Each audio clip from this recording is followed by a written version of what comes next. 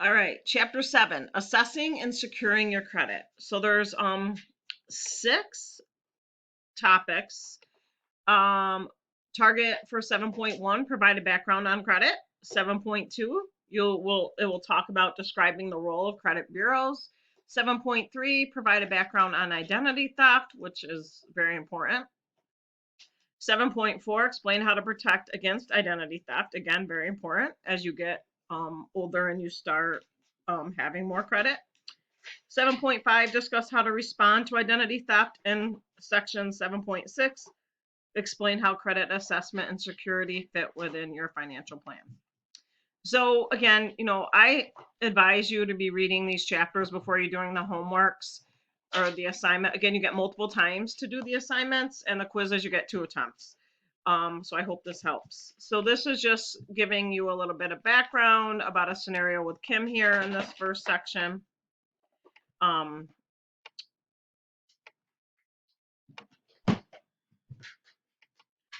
this next section,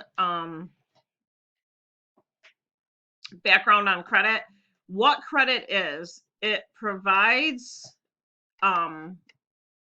you funds, or represents funds a creditor provides to a borrower that the borrower will repay in future with interest. So no one's going to offer you credit without charging you interest. So again, just keep that in mind. You are borrowing the principal. So when you're repaying it back, you are paying principal plus interest with your equal payments. It's usually extended to borrowers as a loan. So again, the time frame, however long you take that out for, will be the length of the time of your repayment that they will grant you, those payments with principal plus interest. Non-installment credit is normally issued for a very short time, like 30 days or less. I don't really know, to be honest, anyone who's ever done that, but I'm sure that's out there, so that's why they're putting it here. It could be for like retail stores, things like that. Um, Installment credit also provides for a specific purchase, but the borrower has a longer time, such as a few years, to repay the loan. So that would be considered an installment loan. Revolving out open end. This is where I want you to understand. This deals with more like credit cards, and you get approved for the credit limit, and you can use that limit in charge. But remember, if you're only going to make minimum payments, look at that Schumer box when you get your credit statement, and it will tell you if you make the minimum payment, it will take you this many years to pay it back. If you can pay a little bit more, it will take you this. So again, you always want to be aware of that and try to make more than a minimum payment when you have a credit card. Advantages of using credit. Again, it can help you build a good credit history. Only by using credit wisely can you create the capacity to access credit in the future for large purchases as a home and a car. And I'm going to highlight this because a lot of times that's where people get into trouble. They don't use it wisely.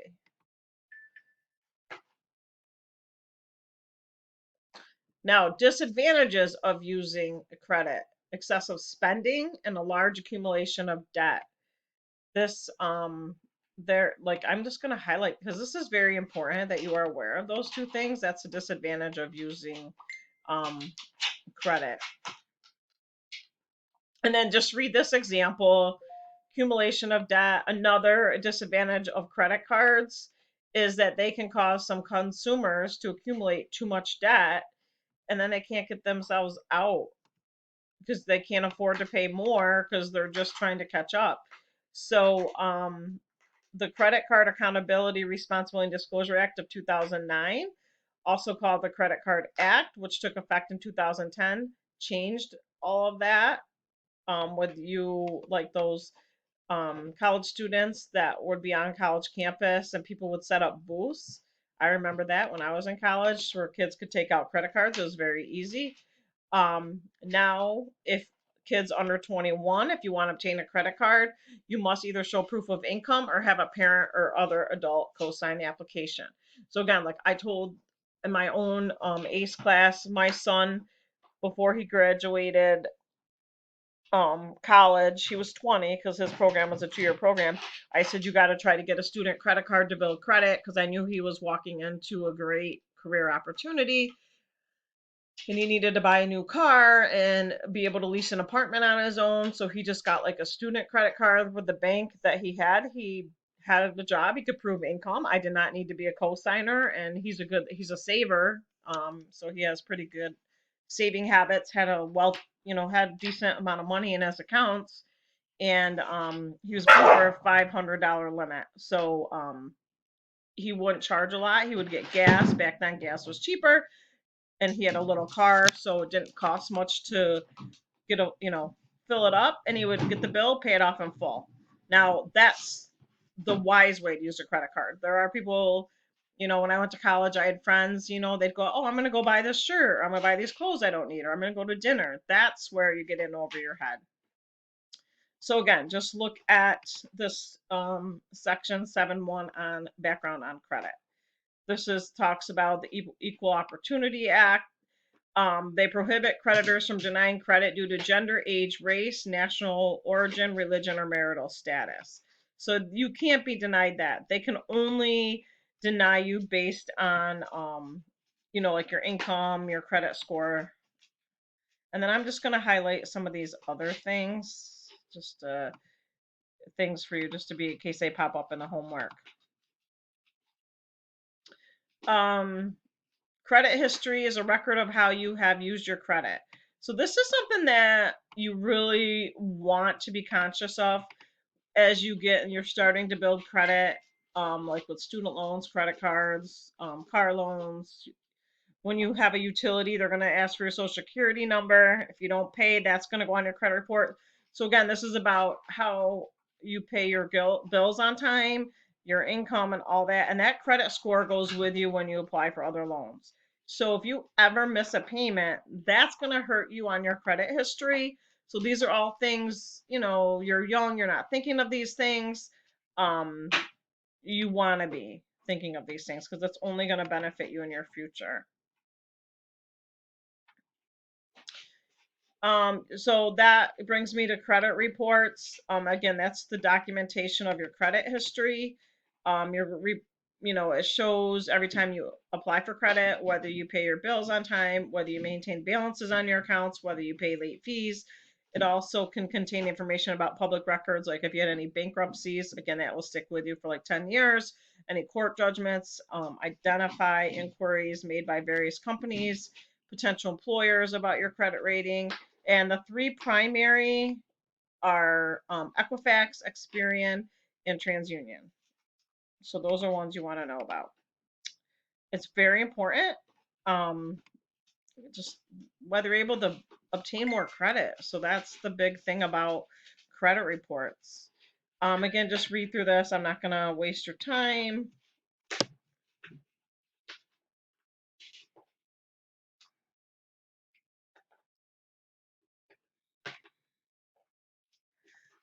If you find inaccurate information in your credit report, you should send a letter to the credit bureau and identify like what that issue is, so you can get that fixed. They are required to investigate your claim. So again, read through that just in case it ever happens to you. You never know. This is just another example. There are different credit scores. They rely on this FICO model to determine your credit score. You may be assigned a different score by each bureau. That can be confusing. I know for a lot of young adults. So the differences occur because of the bureaus may not receive the same information about you. So just like read through this example, like if Equifax had this, what that would mean for the other ones, just in case what pops up on the assignment. A Vantage score, That was created in 2006. It's an alternative to the FICO scoring system that has a range from 501 to 990. Like the FICO scoring, the Vantage score is intended to measure the likelihood that the credit applicant will repay debt in a timely manner. So, again, those are all things to be aware of. Just read through this. Checking your credit score, you can get uh, a free copy of your credit report from each of the 3 bureaus each year, but the credit bureaus are not required to provide free credit scores. So that's like a catch 22. Like, oh, I can get my report, but I can't get my score. So again, you can obtain your FICO credit score from each of the 3 bureaus for a fee, usually 20 for each.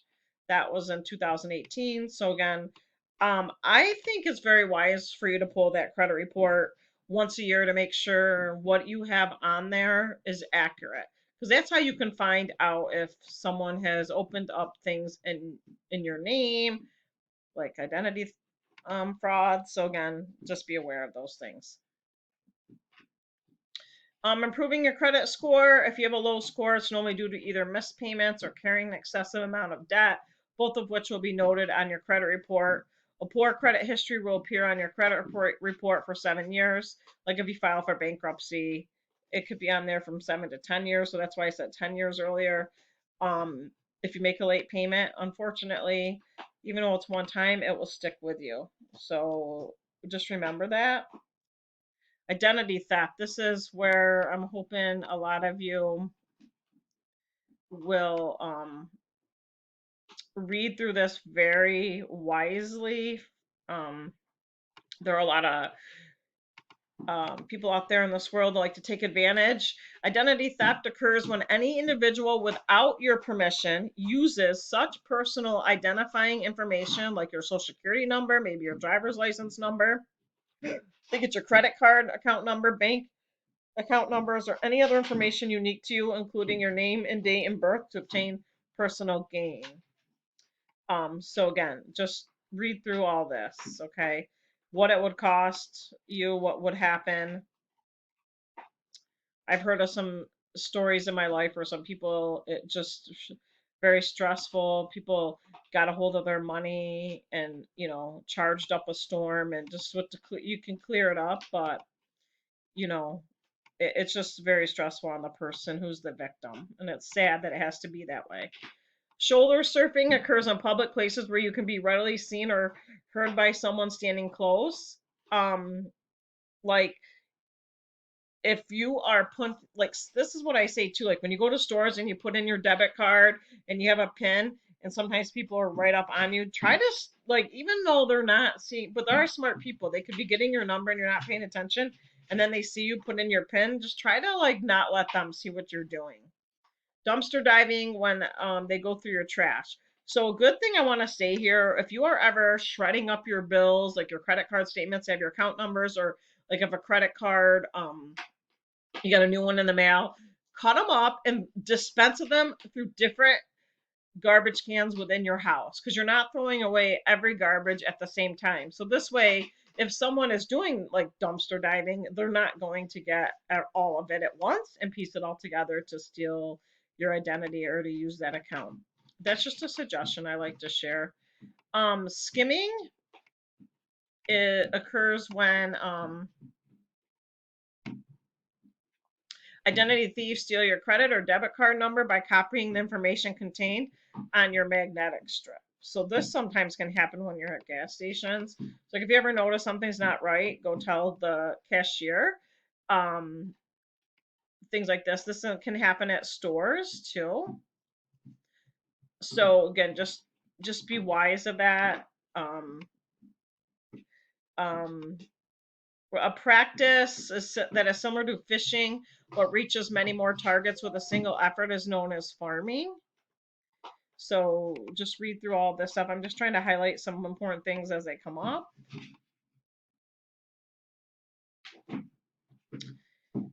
Explain how to protect against, again, read this section 7.4. This just goes through how to protect yourself. I'm not going to waste your time here. Protect your personal information even at work. insurance. There is insurance out there. Again, I don't know much about it, so I'm not going to tell you to do it. Responses to